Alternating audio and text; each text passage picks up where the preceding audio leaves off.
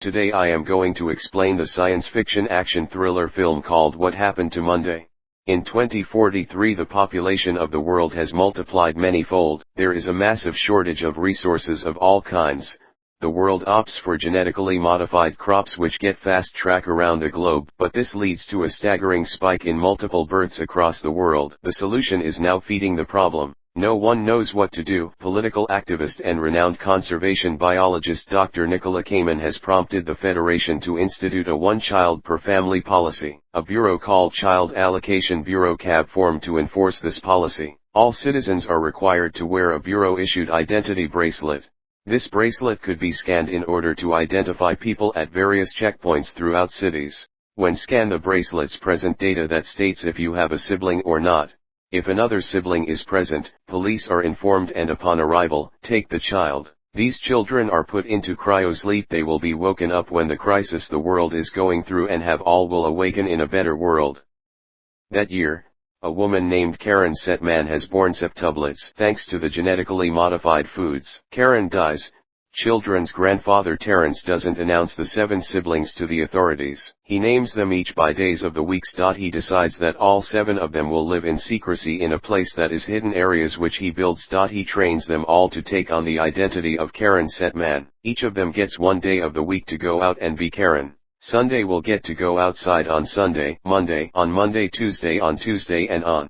They will churn the identity of Karen. When each of them comes back home, they explain to the others how the day was. This step is important as it allows the next go around and continue being Karen. They are all fitted with electronic bracelets that are hacked by Terence so that they could all be identified as Karen. These bracelets are also fitted with GPS so that their location could be known when they are out of the house. Terence also makes a hiding place that they can use. Someone comes to the apartment. One Saturday is attending the ballet contest. Thursday decides to sneak out of home. So when Saturday comes back, Thursday is still missing. Terence is very worried. Suddenly they hear a knock on the door and they all immediately hide in their hiding place.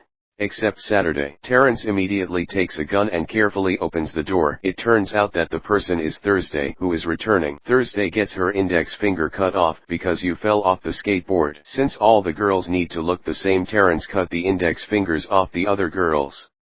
Then the scene takes us to 30 years later, when they are adults. Their grandfathers Terence died and they also have different characteristics and appearances.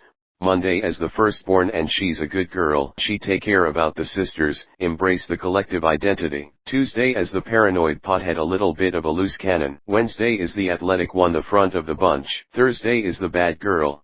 She's a rebel and she creates her own identity and autonomy. Friday is the smart one, the computer geek, and the sisters only have the life or career, their success because of Friday. Saturday gets to hang out on Saturday and never went to work. She's a lucky one. She gets to party or face off. Sunday is the caregiver. She goes to church on Sunday and is supposed to be the believer as they have different appearances. Sisters use wigs and makeup to cover any identifying features. It's time for Monday to go out of the house, but she's too nervous because that day Karen Setman is going to give a presentation at the office to get a promotion. Monday prepares her disguise. On the way to the office at a checkpoint, Monday runs into Adrian. A cab agent is checking her identity and tossed her arriving at work. Monday meets Jerry in the elevator, who was also lined for the promotion. Jerry tells Karen that he knows her secret and blackmails her to get the promotion. At night, sisters are waiting for Monday, who hasn't returned home. They track the GPS location of Monday's bracelet, but strangely her whereabouts cannot retract. The sisters freaked out and assume something happened to Monday. Next day, Tuesday heads out of work and tries to act normal.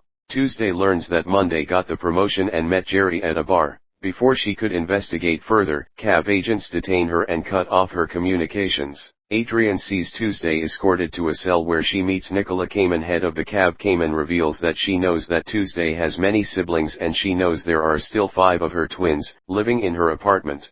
A cab agent named Joe grabs Tuesday and points in their apartment. The 5 remaining sisters begins to panic. Not long after, cab agents enter their apartment with use of Tuesday's eye to bypass a retina scanner. A fight ensues between the cab agents and the sisters. Sisters manage to defeat the agents, but Sunday was shotted and she dies. The remaining 4 sisters are crying over Sunday's staff and getting more depressed at the apartment. Friday learns that the eye is Tuesday's.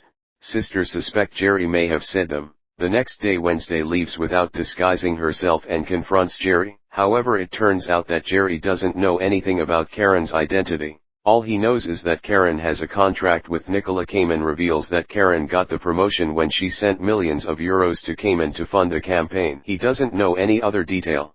Not long after Cab's shot him.so, Wednesday immediately flees his apartment, but unfortunately Cab agent Joe manages to corner Wednesday. He finally shot in the twins' apartment.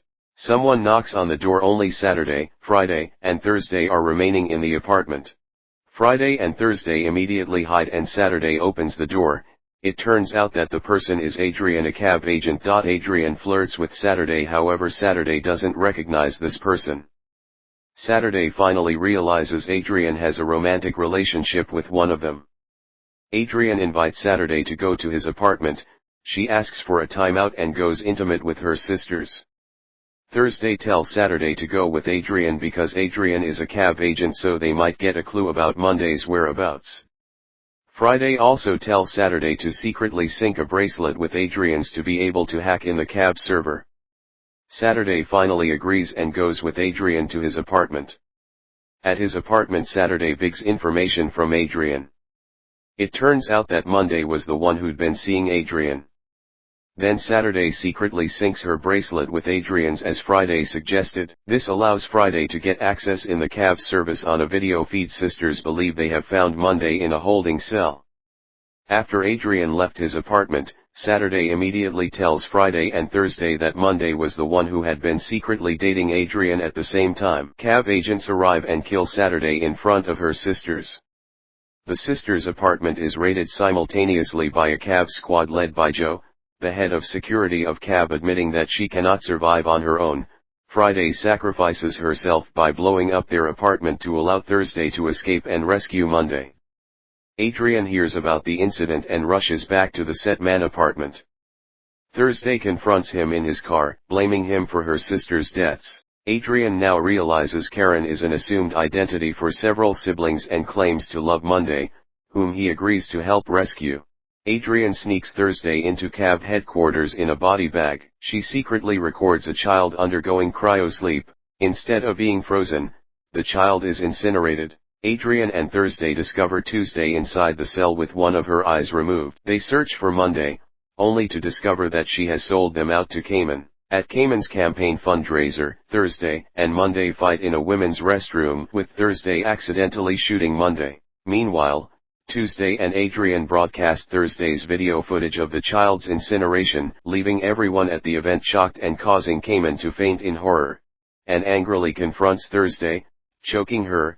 Monday comes out of the restroom brandishing a gun. Joe shoots Monday, thinking that she intends to kill Kamen, and Adrian kills Joe. As the crowd flees, Monday reveals to Thursday that she is pregnant and asks her to not let the cab take her unborn twins. Thursday realizes Monday sacrificed her sisters, replicating their grandfather cutting off their fingers, in order to protect her children. Monday dies from her wounds. The Child Allocation Act is abolished, and Kamen faces the death penalty for her actions, which she continues to insist were necessary. Thursday, Adrian, and Tuesday, with a new artificial eye, watch Monday's and Adrian's twins develop in an artificial womb. Tuesday declares Terry to be her new name, while Thursday declares hers to be Karen, henceforth becoming the real Karen set man. As the camera dollies out, hundreds of babies are seen crying in one enormous ward, as nursing staff care for them. And the ending of the movie.